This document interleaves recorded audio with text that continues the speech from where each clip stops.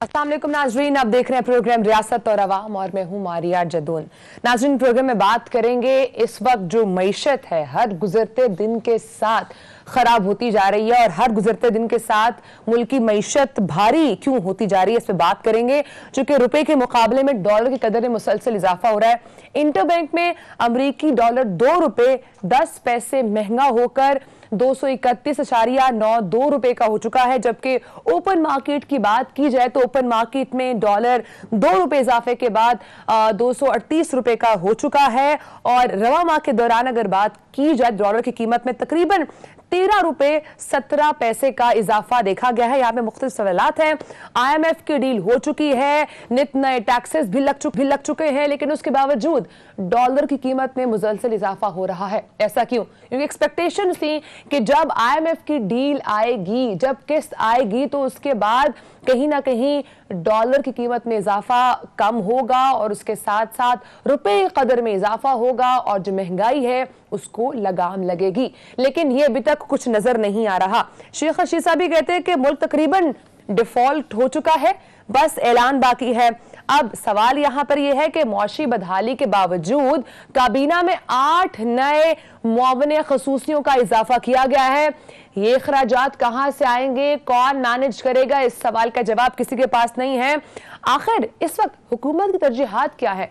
महंगाई को कम करना, इस वक्त मुल्क सैलाब की सूरत हाल से नाजरीन 2-4 है और पाकिस्तान का तकरीबन 70% हिस्सा पानी में डूब चुका है और उसके साथ साथ जो नुकसान है 30 अरब डॉलर के लगभग ये नुकसान इस वक्त पाकिस्तान को फेस करना पड़ रहा है।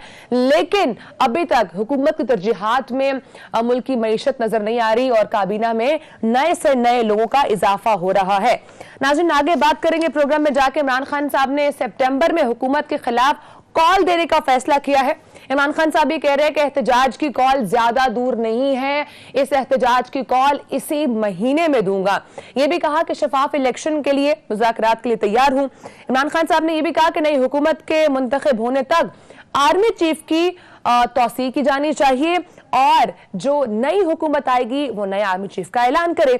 और इमरान खान साहब की तजवीज है कि नए चीफ का इंतखाब नई हुकूमत करेगी। हुकूमत ने तो उसको मसरत कर दिया है, लेकिन सवाल यहां पर ये उठाएंगे कि जो सियासी कशीदगी इस वक्त हम देख रहे हैं, क्या इस तजवीज़ के बाद किसी हद तक कोई सियासी कशीदगी में कमी आएगी या नहीं, उस पर बात करेंगे। इसके साथ साथ इमरान खान साहब के जो तंदो तेज बयानात हैं उसमें यके बाद दीगरे हम देख रहे हैं तब्दीली आती जा रही है। तब्दीली आ कहाँ से रही है?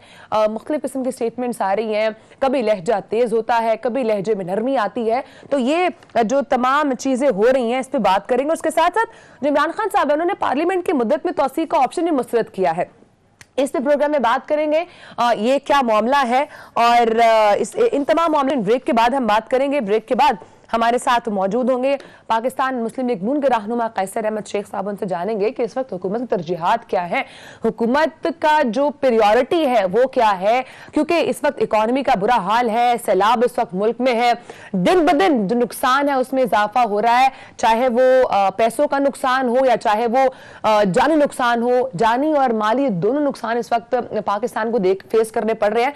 लेकिन इस वक्त हम देख यही रहे हैं कि हुकूमत की जो काबीना है उसमें 8 नए मुआवनिन का इजाफा हो रहा है। तो ब्रेक के बाद नाज़रीन इस पर बात करेंगे, इशू चल क्या रहा है ब्रेक के बाद।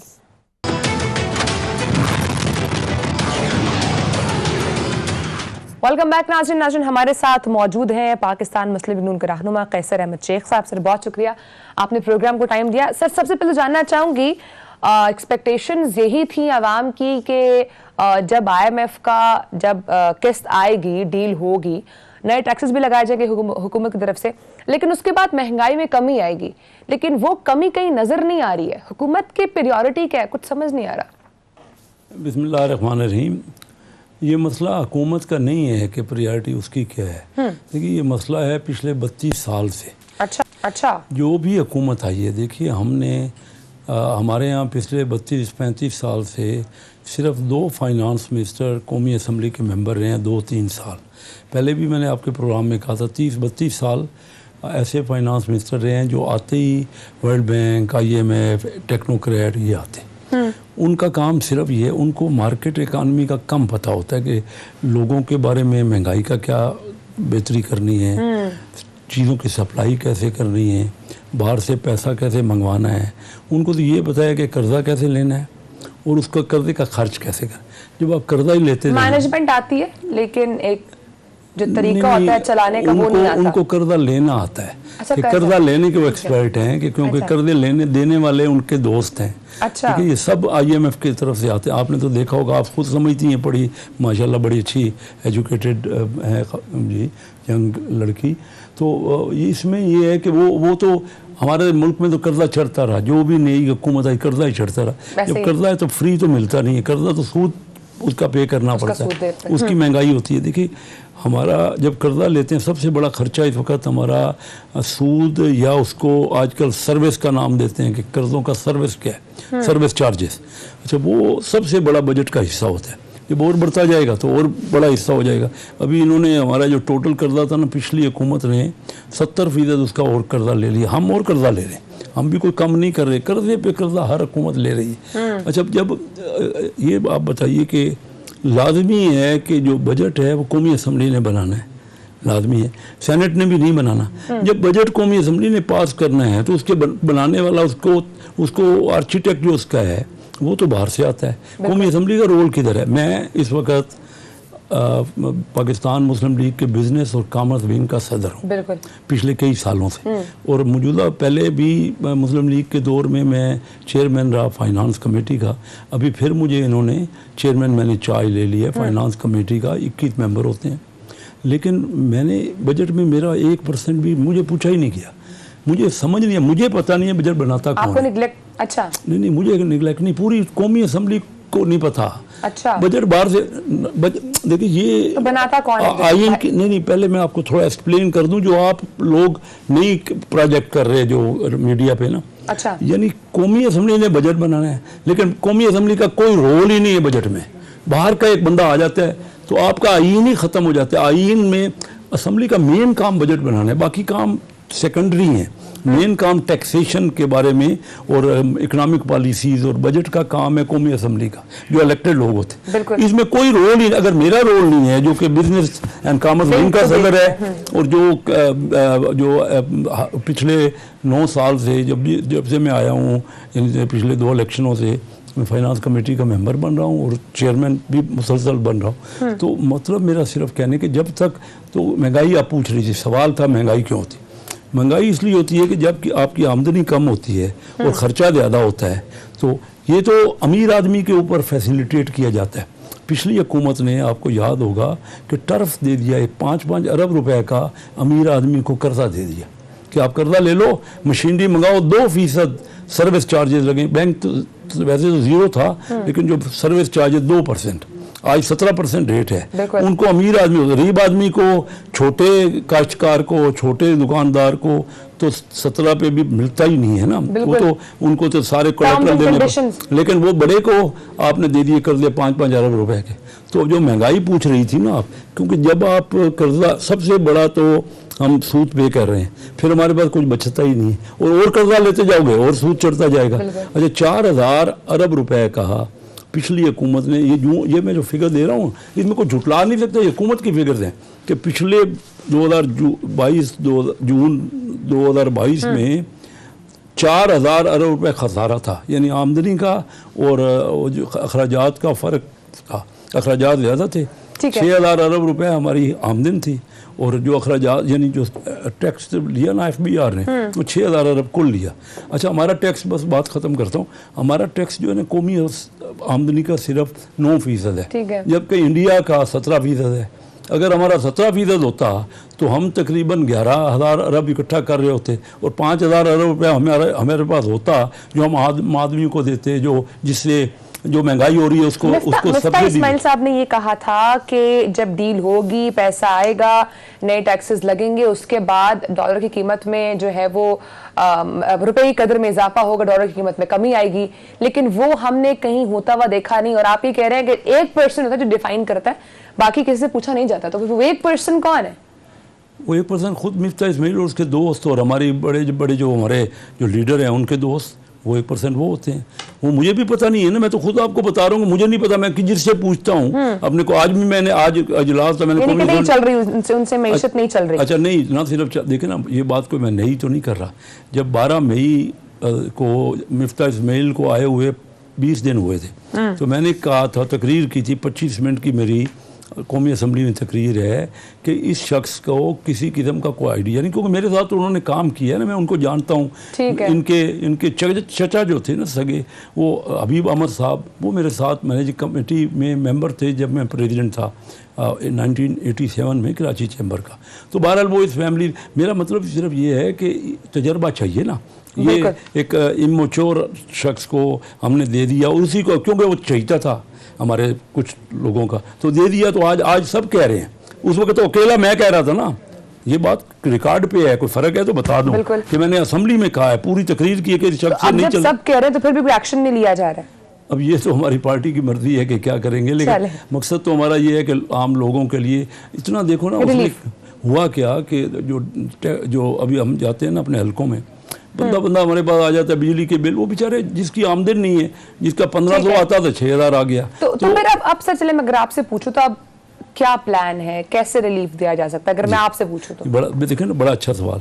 पहला तो है कि डायरेक्ट टैक्स लगाओ अमीर आदमी। ये जो टैक्स लगाया ना, जो हमने ये टैक्स लगाया, जो लगाया ना, ये वेल्थ पे जो टैक्स लगा, जिन्होंने कैपिटल, जो अमीर आदमी था, ये बहुत बड़ा टैक्स। ये मियाँ शहबाज शरीफ साहब की पॉलिसी, और मैंने उनको मुबारकबाद दी कि पहली बार आपने डायरेक्ट टैक्स लगाया। बाकी टैक्स तो कोई बिजली पे लगा दो, कोई गैस पे लगा दो, कोई किसी खाने पीने की चीज़ों पे लगा दो, सेल टैक्स लगा दो।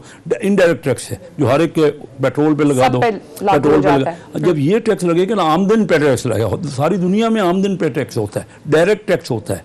वो लोग ना, हमारे यहाँ अमीर आदमी को तो रिबेट्स दे दी जाते, 5-5 अरब रुपए का उनको टर्फ दे दिया गया, फ्री ले लो आप, 5-5 अरब कर्जा ले लो। तो जब ये मैं होता फर्ज क्यों, तो बहुत सा टैक्स लग सकता है। मैं क्योंकि देखिए, या तो मैं कोई ऐसा हूँ कि बाहर से आया हूँ, Karachi chamber of commerce industry का मेरा रिकॉर्ड देख लीजिए, सबसे ज़्यादा वोट लेके मैं प्रेसिडेंट वहाँ बना। फिर मेरा बेटा जब यहाँ आया लाहौर में, मरहूम, पिछले साल उसका इंतकाल हो गया, तो लाहौर चैम्बर ऑफ कॉमर्स के सब दोस्तों ने उसको वोट दे के उसको प्रेसिडेंट बना। मतलब ये कि हम लोग उन लोगों को जानते हैं जो कारोबारी लोग हैं, मैं उनसे मिलता रहता हूँ, मेरी अभी भी उनसे। तो बात ये है कि उनसे जब तक हम लेंगे, अच्छा सिर्फ वो नहीं है, ये बाहर का एक तो डायरेक्ट टैक्स की बात की। बिल्कुल। दूसरा सबसे बड़ा बात ये है कि पूरी दुनिया में आजकल रिवाज है डायरेक्ट फॉरेन इन्वेस्टमेंट। उसमें कर्जा नहीं होता, वो फ्री आता है, पैसा नहीं लगता, महंगा नहीं होता, वो उस पूरी दुनिया उसको अट्रैक्ट करती है। उसके लिए माहौल बनाना पड़ता है कि कैसे आए। आज देखिए कोविड जो है, हमारी पीटीआई की हुकूमत कहती रही जी कोविड को हमने बेहतर किया। क्या बेहतर किया कि कोविड के दिनों में ये जो चीज़ें हैं ना, मैं किसी की मुखालफत की बात नहीं कर रहा, मैं फैक्चुअल पोजीशन बता रहा हूँ। आज भी डायरेक्ट फॉरेन इन्वेस्टमेंट नहीं आ रही, और उस वक्त भी नहीं आ रही थी।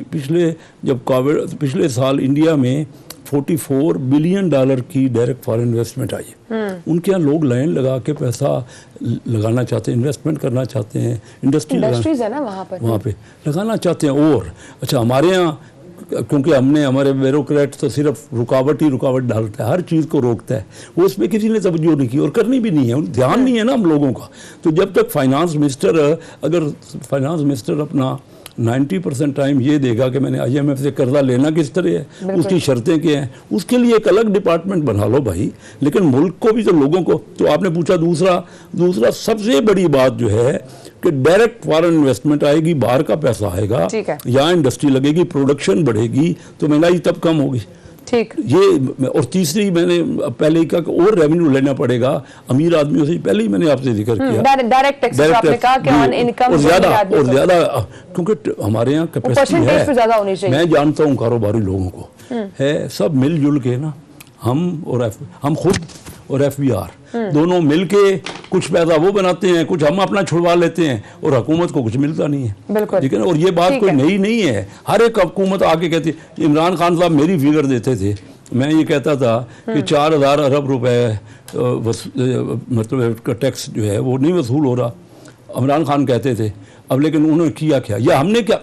मैं कहता हूँ ये एक हुकूमत का मसला नहीं है। जब मैं 32 साल सारी हुकूमतों का मसला है। अब नेट शल ये बात है कि 1990 में इंडिया की इकानमी हमसे 4 गुना थी, और मनमोहन सिंह मेरे दोस्त थे उस वक्त हमारे वज़ीर ख़जाना महबूब अल हक साहब यहाँ, वो आपस में क्लास फेलो थे। मनमोहन सिंह मेरे सामने, मुझे पता है, मुझे कहते थे, वो फ़ोन करके पूछते थे कि डॉक्टर साहब से कि पाकिस्तान आगे बढ़ रहा है, उसकी वजूहात क्या हैं, कुछ हमें भी बता दो। तो वो हमसे 4 गुना थे, हालांकि उनकी आबादी 6 गुना थी। आज वही इंडिया जो हमसे सीख रहा था या हमसे पूछ रहा था, आज वो 12 गुना। आज हमारी कौमी आमदनी जो है ना 360-70 अरब डॉलर है। 360-70 हमारी है, उनकी 4000 अरब से बढ़ गई है। ठीक हो गया। अच्छा, अब शेख रशीद साहब ये कह रहे हैं कि मुल्क तकरीबन डिफॉल्ट हो चुका हुआ है, ठीक है, और सिर्फ ऐलान करना बाकी रह चुका है। इस स्टेटमेंट से आप कितना इत्तेफाक करते हैं? क्योंकि जब इस तरह की स्टेटमेंट्स आती हैं तो डिफॉल्ट ना भी हुआ तो एक ओवरऑल गलत इम्पैक्ट पड़ता है। गलत इम्पैक्ट तो फैक्ट्स जो इकनॉमी में ना, फैक्ट को आप छुटला नहीं सकते। आप ना भी मैं ना भी बोलूँगा तो जो हकीकत है तो वो तो सबको पता है। आप एग्री कर रहे हैं शेख रशीद साहब से? नहीं, मैं ये एग्री कर रहा हूँ कि इस वक्त दिगर गूँ हालात हैं, हमारा मरीज़ वेंटिलेटर पे है, बहुत अरसे से है। हम समझ देखिए, जिस मुल्क का 90% कौमी आमदनी का कर्जा हो जाए और बढ़ रहा हो, मुसलसल बढ़ रहा हो, देखिए हम पे नहीं कर पा रहे। हम आइंदा भी कोई ये नहीं होगा IMF हमें देगा, कितना अरसा दे देगा। हम खुद अपने आप को संभालें, हम अपने आप को ठीक करें। जब तक हम, और इस वक्त एक डॉक्टर का काम नहीं है ये मुईशत, अभी सब हम डॉक्टरों का बोर्ड बिठाएं, सब मिलजुल के। और इसमें इमरान खान साहब को मैं कह रहा हूँ, देखिए इमरान खान साहब ने आज अच्छा स्टेटमेंट दिया है, मुझे अच्छा लगा कि उन्होंने ये कहा ना कि मैं बैठने को तैयार हूँ, पहली बार उन्होंने कहा। लेकिन उन्होंने ये भी कहा कि वो उसमें पर इलेक्शन की बात तो करें। हाँ, वो चलो हम करेंगे, क्यों ना करें, इलेक्शन के बगैर थोड़ी। हमने इलेक्शन के लिए हम तो तैयार हैं, इलेक्शन के लिए उसका पीरियड हो सकता है। देखिए ना, हमारे लेजिटिमेट, हमारे पास अगस्त तक का इलेक्शन हो। नहीं, वो तो नेगोशिएट बैठ के बात करें ना, कम से कम। वो तो बैठना ही नहीं चाह रहे थे ना। आज अच्छा किया, मैं हर अपने प्रोग्राम में कहता था कि आए बैठे बात करें। अच्छा, वजीर आजम शहबाज शरीफ साहब भी चाहते हैं वैसे कि इलेक्शन हो, इसलिए आप कह रहे हैं आप तैयार हैं? इलेक्शन तो सब चाहते हैं, अब उसका पीरियड ही है ना कि क्या, हमने कभी नहीं कहा कि इलेक्शन नहीं कराते। तो ऑन टाइम इलेक्शन की बात करते हैं ना मुस्लिम लीग नून। हम देखें ना, उसका टाइम का मिल के जब बैठेंगे तो तय हो सकता है। इतना क्या, वो भी सियासी पार्टी है, सियासत में यही चीज़ें तो नेगोशिएट होनी है। फिर क्या है, अगर बैठे बगैर पहले तो नहीं तय हो सकता ना। और फिर उन्होंने ये भी कहा कि इलेक्शन के बाद हो सकता है आर्मी चीफ बने, यानी कोई एक्सटेंशन की बात उन्होंने एग्री कर ली, क्योंकि पहले वो सिर्फ ये कहता है फौरन इलेक्शन। और मैंने ये बार बार कहा है अपने प्रोग्रामों में कि फौरी इलेक्शन मुमकिन ही नहीं है हालात में। जब देखिए ना, आपका मरीज, फर्ज कीजिए खुदा न खास्ता किसी के घर में कोई मरीज़ और वो वेंटिलेटर पे हो, तो जो झगड़ा भी होगा ना घर का, वो एक बार ख़त्म हो जाएगा। वो कहेंगे सारी चीज़ें, पूरी अटेंशन डाइवर्ट करो उसके इलाज कराने पे, ठीक है ना। उस वक्त इलेक्शन तो ये सैलाब आया हुआ है, हम सारे 3 करोड़ लोग जो है बेघर हो चुका है। मैं खुद जाके उनके पास देखा, मैंने मारिया वहाँ पे जो है, वहाँ पे गया कराची से, जब सक्खर तक ही ना रास्ते में सारा बंद था। कुछ हमें वहाँ लोगों को जाना चाहते थे राजनपुर में, तो नवाब शाह के थ्रू गया। पूरी रात हमारी ट्रैफिक बंद थी, नहीं चली, थोड़ी थोड़ी रफ्तार से आहिस्ता आहिस्ता चल रही थी। पूरी रात में रोड पे रहा, सड़क के दोनों तरफ हज़ारों लोग बेचारे अपने सिर्फ चारपाई लेके और डंगर लेके पड़े हैं, ना उनके घर रहे हैं, ना खाने पीने का है। तो इन हालात में हमें इलेक्शन की पड़ी है। मैं तो हैरान परेशान हूँ कि हम लीडरशिप है क्या कोई। सर, आप बात कर रहे हैं इन हालात में इलेक्शंस की पड़ी है। इन हालात में जब मौशी बदहाली है, वहीं पर हम ये देख रहे हैं कि आप ही काबीना में 8 नए मुआवनीन खसूसी का इजाफा हुआ है, तो ये खर्चात कहाँ से आएंगे? मतलब अगर इकोनॉमी के एक्सपर्ट ये कहते हैं खर्चा कम करना है तो ज्यादा हो रहा है और हालात भी खराब है। मैं तो आपसे खुद कह रहा हूँ, सबसे मुश्किल हमारा यही है कि खर्चे ज्यादा हैं, आमदनी कम है। हम और खर्चे बढ़ाते जा रहे हैं, आमदनी तो बढ़ा नहीं रहे। चलो खर्चे करो, करना है जरूर, हर मुल्क करता है, लेकिन पहले आमदनी बढ़ाओ ना। कहाँ से खर्चा करना है, कहाँ से? कर्जा लेके खर्चा कर दिया रहेंगे तो आप पूछ रही है ना कि क्या वाकई हमारी हालत बड़ी ख़राब है। और हमें तवज्जो, फिर ये किसी ने नोटिस नहीं किया, कहा नहीं कि 8 नए मुआवनीन खसूसी में इजाफा किया गया? इस वक्त पाकिस्तान की सबसे बड़ी कैबिनेट बन चुकी है ये, जितनी हुकूमतें आई हैं सब में। इसमें कोई शक नहीं, आप दुरुस्त कह रही हैं। आज 8-9 मैंने भी देखा है, टेलीविज़न पे ही देखा है कि 8-9 और बन गए हैं मामले खसूसी। मुझे नहीं पता वो कोई तनख्वाह ले रहे हैं कि नहीं ले रहे, या क्या उनके टर्म्स एंड कंडीशन हैं, या उनके पर्क्स क्या हैं, लेकिन बहरहाल ये मैंने देखा है आज के 8-9 और बन गए। बिल्कुल, हमें तो तवज्जो करनी चाहिए कि हमारा रेवेन्यू कैसे बढ़े, रेवेन्यू किस तरह से बनेगा, और अमीर से डायरेक्ट टैक्स किस तरह से लेना, और डायरेक्ट इन्वेस्टमेंट वो किस तरह से है। कि ये 2-4 पॉइंट्स थे एहसन अहमद साहब ने शेयर किए हैं। आगे मूव करूंगी सर, थोड़ा सा पॉलिटिकल सिनेरियो को ऐड ऑन करूंगी बीच में। में। इमरान खान साहब के मुख्तलिफ स्टेटमेंट्स हैं, वन बाय वन सब पे मैं चाहूंगी कि पहले आपको सुनवा भी दूं और फिर उसके बाद उन पे हम बात भी करें। सबसे पहले इमरान खान साहब, चूंकि नैरेटिव इमरान खान साहब ने बिल्ट यहीं से किया कि अमेरिका जो है वो इस वक्त साजिश के तहत, अमेरिकी साजिश से ये जो इमरान खान साहब की हुकूमत है वो गिराई गई और नई हुकूमत आई है, यही नैरेटिव था इमरान खान साहब का कि हमें अब खुद मुख्तार होना है। लेकिन मुलाकातें भी हुई हैं अभी उनकी साबिक अमेरिकी सफारतखार से। इस हवाले से जब प्रोग्राम में उनसे बात की जा रही थी, उन्होंने क्या फरमाया, जरा ये सुने, फिर हम इस पे कैसर अहमद साहब से टेक लेते हैं। एक तरफ ये और वहां पर जो एक और रिजिड पॉइंट है इमरान खान साहब का, वो ये कहते थे कि जब तक अर्ली इलेक्शंस की बात नहीं होगी तब तक वो मुज़ाकरात के लिए सामने नहीं आएंगे। लेकिन आप इमरान खान साहब ये कह रहे हैं कि मुज़ाकरात के लिए तैयार हैं। क्या फरमा रहे थे, ये भी सुन लीजिए। और इसी के साथ साथ इमरान खान साहब ने नए आर्मी चीफ की तौसीह से मुतालिक भी एक नई तजवीज़ दी है। इमरान खान साहब क्या कह रहे हैं, ये भी सुन लीजिए। कैसे साहब, अगर मैं आपसे पूछना चाहूँ, जो खास जो फर्स्ट टेक था इमरान खान साहब का, जो ये कह रहे हैं कि बायलैटरल रिलेशंस में सब तो होता रहता है, वक्त बदलता है, हालात बदलते हैं, तो इस पे आप अच्छे टेक। इमरान खान साहब ने कहा था एब्सोल्युटली नॉट। तो उसका क्या मतलब था, और चेंज होता है उस वक्त इनके ध्यान में नहीं थी ये बात, उनके उस वक्त इनका ध्यान नहीं था कि एब्सोल्युटली नॉट किसको कहते हैं, यानी कभी मुमकिन ही नहीं है। आज कह रहे नहीं होता है, तो अब मैं उसको मानूं इसको मानूं, जो वो कह रहे हैं इमरान खान साहब बड़े लीडर हैं, जो उनका दिल करे वो कह दे, लेकिन कुछ तो सोच समझ के कहना चाहिए ना। ठीक है। उसके बाद उन्होंने ही कहा था कि मैं IMF के पास जाने से पहले खुदकशी कर लूंगा। अब बताइए, अब कोई, या वो उन्होंने कहा था जी बिजली के बिल फाड़ दो, उन्होंने कहा था जी आप हुंडी के जरिए पैसे भेजो। तो मैं इतने बड़े लीडर के सामने क्या बात करूं, अब खुद वो बताएं ये चीज़ें ठीक थी। आज वो कह रहे अच्छा कह रहे मैं, लेकिन जो आज उन्होंने कहा ना मुझे अच्छा लगा, क्योंकि वजह क्या है कि हम अफोर्ड ही नहीं कर सकते कि एब्सोल्युटली नॉट से मुराद अमेरिका के साथ बैठना पड़े, हर एक के साथ बैठना पड़ेगा। वो तो हम अपोजिशन के साथ देखें ना, इमरान खान साहब 3.5 साल हम एक चोर डाकू यही कहते रहे ना, वो हम उनसे कहते रहे कि बैठिए चार्टर ऑफ इकानमी पे, अब मिल के बात की। आज क्या बना, इकानमी का क्या बना? अगर हम उस वक्त बैठ जाते और कोई ना कोई हालात आज से 3-4 साल पहले भी, तो आपने कहा था ये तो मज़ाक़ खेज़ एक बयान है। जी। अब वो कहते थे ये न्यूट्रल का बारे में उन्होंने कहा ये तो जानवर होता है। अब मैं क्या कहूँ, इमरान खान साहब बादशाह हैं और बड़े लीडर हैं, उनके बारे में तो वही कमेंट करते थे, मेरा कोई। अच्छा, एक और डिफरेंस, इमरान खान साहब पहले बात करते थे कि अर्ली इलेक्शंस होने चाहिए, इसी साल अक्टूबर तक इलेक्शंस ना हुए तो वो मुज़ाकरात के लिए तैयार नहीं है।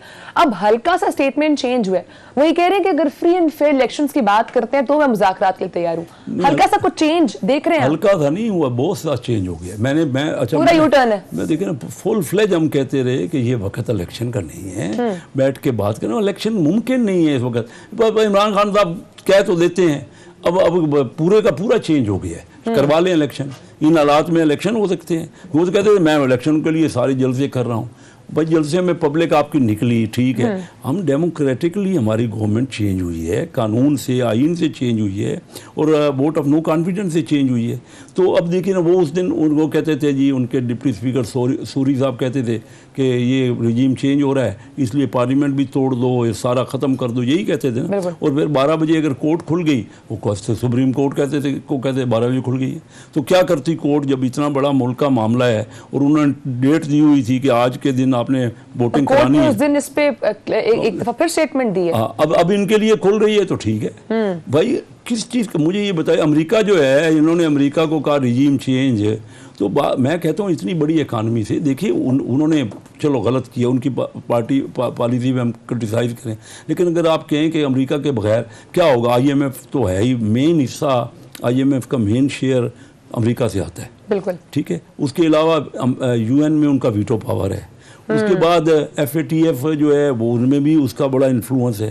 तो अगर हमारे मुल्क में जितनी भी ऑर्गेनाइजेशन है सब में अमेरिका का इन्फ्लुएंस है, तो फिर अगर हमें समझना तो चाहिए ना कि देखिए किसी भी जगह पे आप इतनी बड़ी ताकत, या अपने आप को इतना ताकतवर कर लो।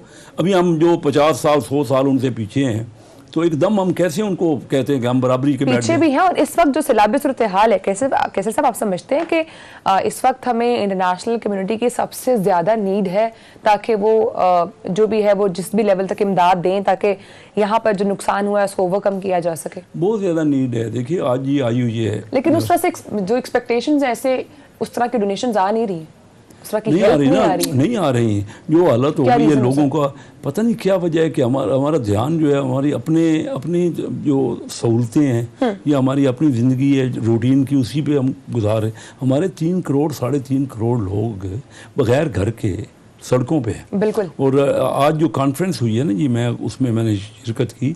8 मुल्क जो आए सस्टेनेबल डेवलपमेंट गोल्स पे, आज बहुत बड़ी कॉन्फ्रेंस थी जो एशिया पैसिफिक की तीसरी हुई है कॉन्फ्रेंस पाकिस्तान में। उनमें कोरिया जैसे बड़े मुल्क जो यहाँ आए, मैंने कल उनको रिसीव किया है क्योंकि मैं पाकिस्तान कोरिया जो फ्रेंडशिप है उसका कन्वीनर हूँ। कल उनको एयरपोर्ट पे उनके MNAs आए हैं, लेडीज़ हैं, 2 लेडीज़ MNA, तो वो आई हैं, तो हमने उनको रिसीव किया। वो चाहते हैं पाकिस्तान को ज़्यादा हेल्प करना। देखिए UN के सेक्रेटरी जनरल आए हैं एंथोनी, और उन्होंने क्या अल्फाज कहे हैं। वो अल्फाज कह रहे हैं कि पाकिस्तान इसका जिम्मेदार नहीं है। बिल्कुल। जो कुछ हुआ है, पाकिस्तान तो 1% भी कार्बन का नहीं करता, एमिट करता। और आप इतना बड़ा कि ये सिचुएशन कल को हमारे मुल्कों पर भी आ सकती है। वो तो कल को आ सकती है ना जी। आज तो हमारे ऊपर आ गई, जो हमने नुकसान तो हमें सारा उसका हुआ है। और क्या उनकी प्रोडक्शन बढ़ रही है, उनकी ज़्यादा वो कार्बन, जी हाँ, वो कार्बन जो है ना वो एमिट कर रहे हैं। तो आप बताइए कि वो तो बड़ा अच्छा एंथोनी साहब ने, जो UN के सेक्रेटरी जनरल, उन्होंने कहा कि पाकिस्तान पे इंसाफ होना चाहिए, इनके कर्जों को करो, कुछ उस पे कुछ थोड़ा सा सहूलतें दो और इनको आप मदद करो, नहीं तो ये पाकिस्तान किस तरह आगे बढ़ेगा। हमने तो देखे ना, हमारा GDP, हमें तवक्को थी, पहले तो तवक्को थी शायद 5% हो जाए, लेकिन अब आहिस्ता आहिस्ता अभी तो जो ब्लूमबर्ग ने कुछ अर्सा पहले कहा कि सिर्फ 0.8% होगी, तो 3%। तो हालात इस वक्त खराब हैं और हमें इस वक्त हुकूमत को भी प्रायोरिटी पे रखना चाहिए। और इस पर मैं आपसे ये रिक्वेस्ट करूंगी, अगर आप ये कह रहे हैं कि सिर्फ एक ही शख्स सुनी जाती है, तो अगर आप वहाँ के बिजनेस विंग के वहाँ पर अगर प्रेसिडेंट भी हैं, हेड भी करें, तो उस पर भी आप एज अ रिक्वेस्ट लेकर जा सकते हैं कि चीज़ों को जो है प्रायोरिटी मैटर में देखा जाए, खासकर पाकिस्तान की इकॉनमी को। बहुत शुक्रिया सर। मैं देखिए ना, एक बात इसमें ऐड करूँ, अभी मैं फाइनेंस कमेटी जो होती है ना, उसमें सारी पार्टियों के मेंबर होते हैं। 21 MNA में से 10 तो PTI के हैं।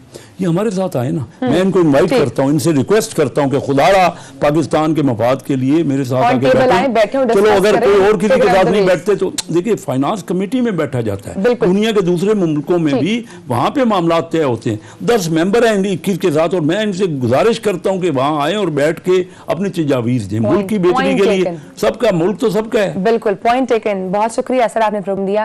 नाज़रीन, हमारे साथ मौजूद है पाकिस्तान मुस्लिम लीग नून के रहनुमा कैसर अहमद शेख साहब। वो ये बात कर रहे थे, अगर हमें इकोनॉमी को बेहतर करना है तो उसके लिए तमाम पार्टीज को ऑन पेज बैठना पड़ेगा। This is the only solution. Break के टाइम में नाज़रीन, ब्रेक के बाद हम बात करेंगे जो इस वक्त सैलाबी सूरत हाल है इसके ऊपर भी, इस वक्त जो करंट पॉलिटिकल सिचुएशन चल रही है इस पर बात करेंगे। ब्रेक के बाद साथ रहिएगा।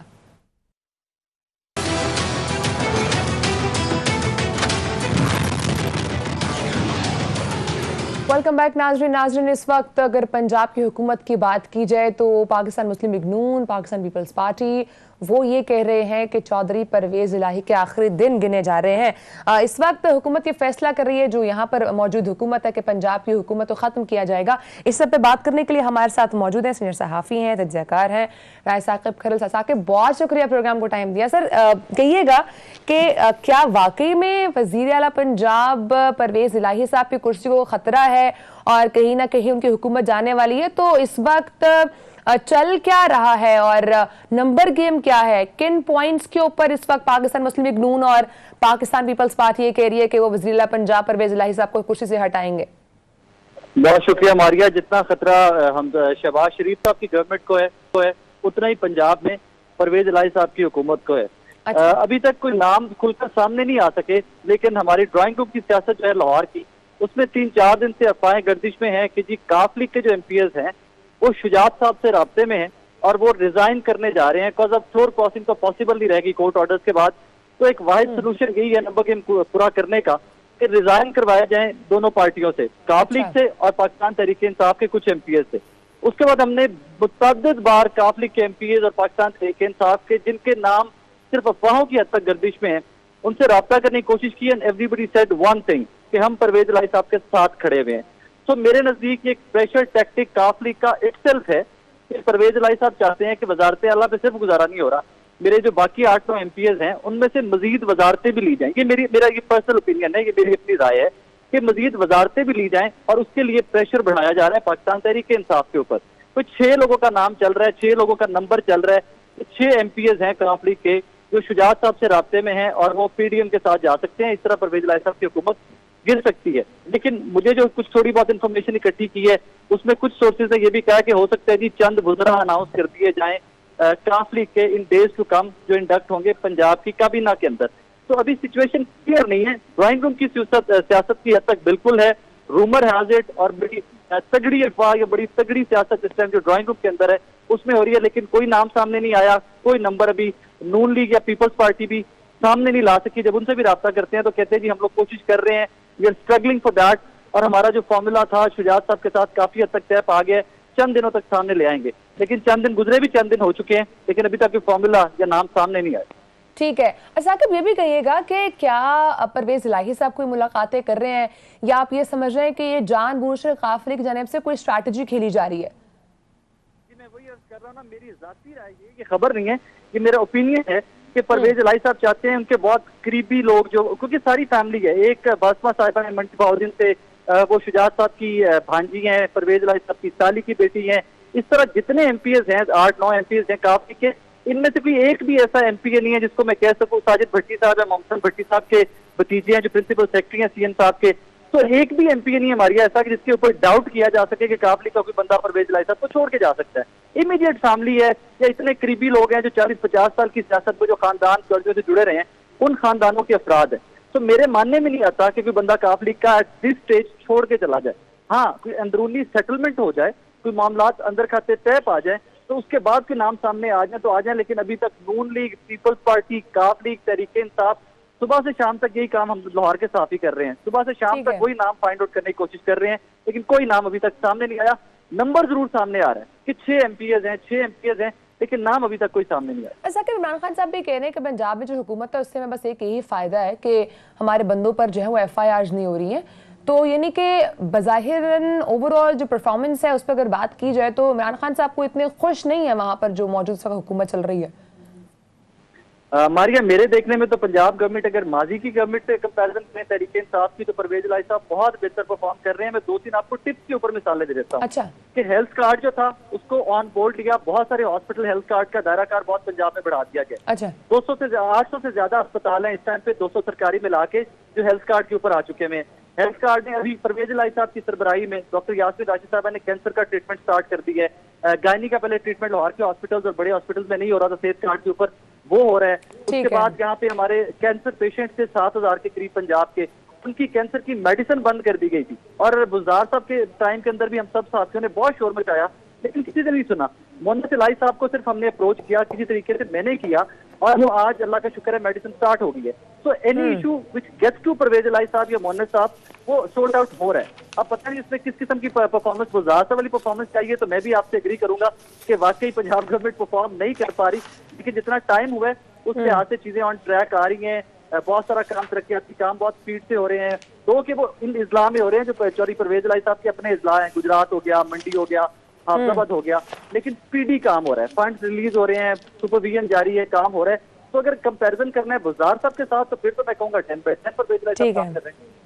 ठीक है, पॉइंट टेकन, बहुत शुक्रिया। राय साकिब खरल साहब नाज़रीन हमारे साथ मौजूद थे और इस वक्त पंजाब में क्या के ऊपर हमें अपडेट भी कर रहे थे और अपना तज्जिया भी दे रहे थे। नाज़रीन, प्रोग्राम के आखिर में सैलाब की सूरत हाल के हवाले से बात करना चाहूँगी। इस वक्त सैलाब से पाकिस्तान का तकरीबन 70 से 75% जो हिस्सा है वो इफेक्ट हो चुका है। और अगर ख़ास तौर पर अगर मैं ओवरऑल जो इस वक्त नुकसान हुआ है वो सबसे ज़्यादा जो मुतासर हो रहे हैं वो बच्चे हो रहे हैं और ख़ासकर कुछ इलाके ऐसे हैं जहाँ पर अब पानी के नीचे जा रहा है और उसके बाद वहां पर हम ये देख रहे हैं कि वहां पर जो मुख्तलिफ वबाई अमराज हैं, खासकर जो स्किन प्रॉब्लम्स हैं या डेंगू है, वो इस वक्त उससे बहुत ज़्यादा लोग वहां पर इफेक्ट हो रहे हैं और बच्चे उसका खासकर बहुत तेज़ी से निशाना बन रहे हैं क्योंकि बच्चों की इम्यूनिटी की बात की जाए तो वो कम होती है। इसके साथ साथ कुछ खबरें ऐसी भी सामने आई हैं कि गैस्ट्रो से 2 बच्चियाँ जांबाक हुई हैं सिंध के ज़िला खैरपुर के अंदर। और महकमा सेहत के मुताबिक अगर मैं बात करूँ तो सिंध के अंदर अब तक 12 लाख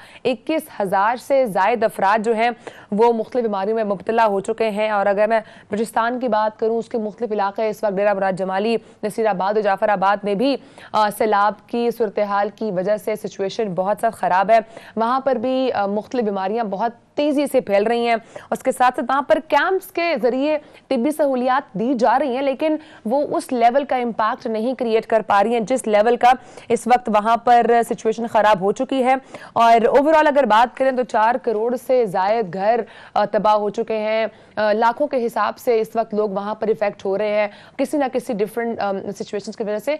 तो इस वक्त सैलाब की वजह से सूरत हाल बहुत ख़राब है। तो इस वक्त हर जो मुखय्यर हजरात हैं उन सबसे ये रिक्वेस्ट की जा रही है कि हुकूमतें जहाँ पर अपने लेवल पर मदद कर रही है, वहीं पर हर फर्द का इस वक्त यहाँ पर डोनेट करना, एक एक रुपया भी डोनेट करना बहुत इंपॉर्टेंट होगा। टाइम खत्म हो चुका है नाज़रीन, इंशाल्लाह आपसे कल मुलाकात होगी। अपना बहुत सारा ख्याल रखिएगा। अल्लाह हाफ़िज़।